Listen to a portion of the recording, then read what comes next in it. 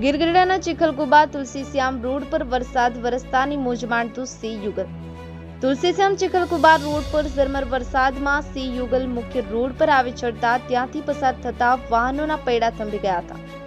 ઉલ્લેખનીય છે કે ચોમાસા દરમિયાન સિંહોની મચ્છરના ઉપદ્રવથી પરેશાની થતી હોય છે, ત્યારે સી કપલ કંઈક અલગ જ અંદાજમાં લટાર મારતું જોવા મળ્યું હતું, જેનો વિડીયો સોશિયલ મીડિયા પર વાયરલ થયો છે.